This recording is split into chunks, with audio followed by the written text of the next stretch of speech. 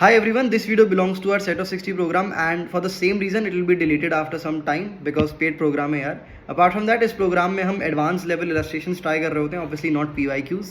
Advance level के जो of trend illustration होते हैं, जो अच्छे लेवल के इलस्ट्रेशन होते हैं एडवांस में भी, उनको हम ट्राई कर रहे होते हैं अपनी डीप थिंकिंग को एलिवेट करने के लिए. तो जिन भी स्टूडेंट्स को प्रॉब्लम आती है कि मेरे से सवाल बनता नहीं है, टफ सवाल आता है, मैं एकदम से ब्लैंक हो जाता हूँ, this is the course for you and it's a paid course obviously. So if you want more details आपको डिस्क्रिप्शन मिल जाएंगी. हाल फिलहाल वीडियो को देखो, बहुत प्यारा इलस्ट्रेशन है. मतलब चाहो तो एक बार खुद से ट्राई करना, 10 से 15 मिनट उसको जरूर ट्राई करना, पैटर्न ढूंढने की कोशिश करना. It's a creative one. Hello everyone, तो स्क्रीन पे ये क्वेश्चन है हमारा जो कि मुझे पर्सनली काफ़ी यूनिक अलग क्वेश्चन लगा, तो इसको बड़े अच्छे से अटेम्प्ट करना. It says if area bounded by the curve F x, x बराबर 1/2, एक्स बराबर 3/2 है ना. तीन कर्व है, इनके बीच का आपको एरिया कैलकुलेट करना है. All right. इसके बाद हमसे ये बोल रहा है कि अच्छा हाँ, चौथा कर्व एक्स एक्सिस भी है. अच्छा ठीक है भाई, ये मैंने नोटिस नहीं किया. Is a square units, okay. और एफ एक्स की वैल्यू आपकी ये दे रखी है. तो गंदा सा आपका फंक्शन है ये जो बार बार चलता जा रहा है और इसका कोई तो पैटर्न है ना, डॉट डॉट डॉट बनाए हैं. तो ये इस एक सर्टेन पैटर्न को फॉलो कर रहा है जो कि 2/3 है, फिर उसके बाद 4/5 आ जा रहा है, उसके बाद 6/7 आ जा रहा है, फिर अगला तुम्हारा 7/8 होगा. 7/8 क्यों? अच्छा, ये कंसेक्यूटिव नंबर ले रहा है ना ये, तो बेसिकली ये तुम्हारा होना चाहिए 8/9. ठीक है, अगला जो टर्म है लाइक अगले में जो एक्स की पावर तुम्हारे 9 के साथ आएगा. ठीक है, तो बेसिकली ये कर्व और पूरा का पूरा ये कर्व बेसिकली, और एक्स बराबर 1/2 और एक्स बराबर 3/2 और एक्स एक्सेस, ये चार कर्व्स हैं. इनके बीच का जो एरिया इंट्रैप्ड है वो अपने को सॉल्व करना है, उसकी वैल्यू निकालनी है. All right. तो फंडा बड़ा अपना क्लियर है भाई. सबसे पहले इस एफ एक्स को देखते हैं. ये बड़ा बदतमीज़ फंक्शन लग रहा है. क्या इसमें कुछ राज छुपा है? जी हाँ, बिल्कुल इसमें कुछ राज छुपा है. तो ये सवाल थोड़ा सा इंट्यूटिव है, इसीलिए मुझे अच्छा लगा. इसमें अपन क्या करेंगे, सीधे एफ डैश एक्स कैलकुलेट करते हैं. बड़े ध्यान से देखना. तो ये बन जाएगा 1 प्लस, अब इसको अपन फर्दर सॉल्व करेंगे तो ये जो पूरा पैटर्न है निकल के ऐसा आएगा 2x².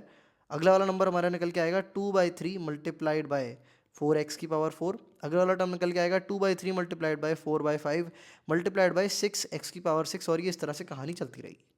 अब यहाँ पर देखो 1 को तो आइडियली छोड़ दो, बाकी सारे पार्ट में से x कॉमन निकाल लो. तो ये अंदर तुम्हारा क्या बनेगा, x² साथ में प्लस का 2/3. अच्छा 2/3 हमारा एज इट इज रहेगा, बिल्कुल रहेगा भाई, क्योंकि x कॉमन निकाला तो यहाँ बन जाएगा multiplied by 4 multiplied by x की पावर 3 रहेगी. अगला वाला टर्म हमारा हो जाएगा 2/3 मल्टीप्लाइड बाय 4/5 मल्टीप्लाइड बाय 6 और एक्स की पावर 5, और इस तरह से कंटिन्यू होता जाएगा. अब सारा गेम ऑफ ऑब्जर्वेशन जो है वो ये है, लाइक काफ़ी सारे लोगों को भी दिमाग घूमने वाला है कि ये पूरा का पूरा हिसाब किताब जो है ये तुम्हारा differentiation of x multiplied by f x है. I know so many people will be like, ओ भाई ये कैसे सोच लिया एकदम से. मैं मानता हूँ पहली बार अगर कोई इसको कर रहा होगा तो उसे बहुत समय लग जाएगा सोचने में, ये पैटर्न बिठाने में. बट ये तुम्हारा पूरा का पूरा differentiation of F F x, x multiplied by f x है. पहले टर्म से भी अगर तुम शुरू करोगे तो हम, अच्छा पहला टर्म मैंने शायद यहाँ पे थोड़ा सा गलत दिया, यहाँ पर x² नहीं आएगा, यहाँ पर 2x आएगा. ठीक है, 2x, क्योंकि ये 2 था ना, यहाँ पे x कॉमन लिया तो 2x बन गया. ऑल राइट, आगे बढ़ते हैं. तो पहले टर्म से भी अगर तुम चेक करोगे तो x में अपन ने x मल्टीप्लाई किया, फिर डिफरेंशिएशन किया तो 2x ही आता है, तो 2x ही है इसका पहला टर्म. सेम चीज़ अपन दूसरे टर्म के साथ चेक कर सकते हैं. इसमें x मल्टीप्लाई करना है तो बेसिकली ये क्या बन जाएगा, 2/3 एक्स की पावर 4 बन जाएगा. इसको फिर डिफरेंशिएट करेंगे तो 4 मल्टीप्लाइड बाय 2/3 x³ आना चाहिए. ये तुम्हारा वही टर्म है. ठीक है, तो इस तरह से पैटर्न्स ढूंढने हैं. And I know it's a pretty intuitive question, पर अगली बार इस तरह कोई क्वेश्चन आया तो तुम्हें पता है कि मुझे कुछ तो उठ पटांग पैटर्न ढूंढना है, सब्ट्रैक्ट करना है या मल्टीप्लाई करना है या डिवाइड करना है, कुछ भी हो सकता है. इस केस में मल्टीप्लाई किया था. ऑल राइट, तो जैसे ही ये आया उसके बाद तो सवाल भाई पूरी तरह से हमारा सॉर्ट आउट होना शुरू हो जाएगा. एफ डैश एक्स बराबर हो जाएगा 1 plus x multiplied bye differentiation of dy/dx of x multiplied by f x. अब यहाँ पर अपने को बड़ी छोटी चीज़ करनी है, दैट इज अपने को पूरी जगह पर जो है इंटीग्रल साइन लगा देना है. अब एफ एक्स इंटू एक्स का अगर डिफरेंशिएशन करेंगे, अच्छा इंटीग्रल साइन क्यों लगाएंगे अभी, पहले ये कर लेते हैं सॉल्व. तो ये बन जाएगा एक तो एफ एक्स सिंपली, और बाहर ऑब्वियसली एक्स हमारा पड़ा हुआ है, और एक पार्ट हमारा बन जाएगा F dash x multiplied bye अपना एक्स, और साथ में ये 1 एज इट इज़ रहेगा, और इधर एफ डैश एक्स हमारा एज इट इज़ रहेगा. सारे जो हमारे x² वाले टर्म एफ डैश एक्स वाले टर्म एक तरफ लेते हैं और एफ एक्स वाले टर्म एक तरफ लेते हैं, तो ultimately the equation will turn out to be 1 minus x² multiplied by F dash of x बराबर 1 प्लस एक्स एफ एक्स. बहुत ही बढ़िया भाई, मज़ा आता जा रहा है सवाल में. अब ये जो है हमारा सॉर्ट आउट होने वाला है.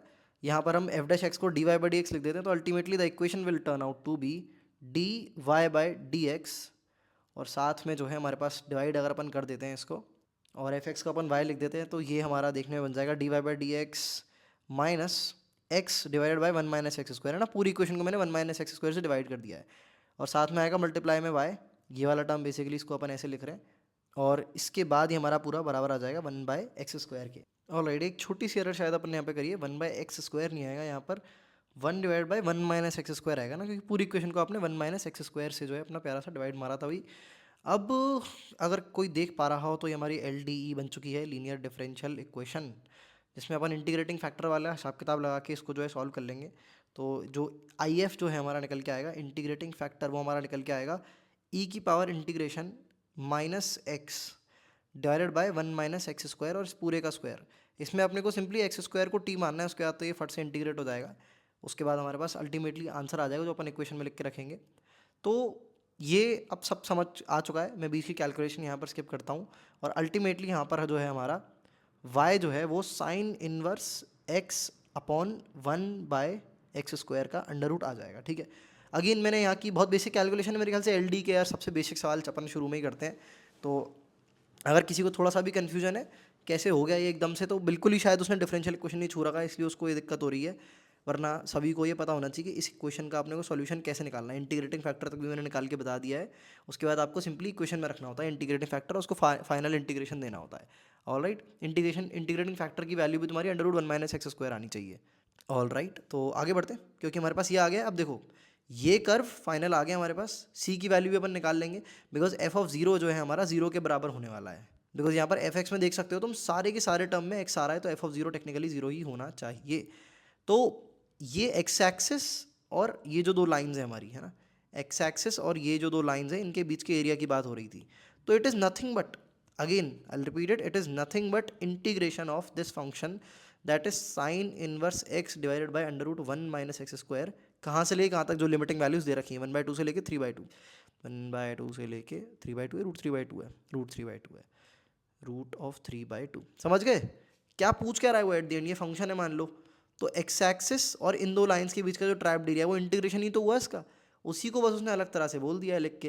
तो ये तो भाई फिर से अगेन बहुत ज़्यादा आसान है। यहाँ पर तुम x को सीधे sin t मान सकते हो, तो ये जो ऊपर वाला टर्म है तो तुम्हारा t ही बन जाएगा। और फिर जब तुम dt/dx करोगे तो उसमें तुम्हारा cos t निकल के आएगा, और ये नीचे वाला 1 - sin² t बन जाएगा, ये cos t बाहर निकाल देगा, क्रॉस कैंसिलेशन हो जाएगी, सब कट जाएगा। तो ये अल्टीमेटली तुम्हारा इंटीग्रेशन t dt में तब्दील हो जाएगा, और इसकी लिमिट होगी हमारी π/6 से लेके π/3 तक।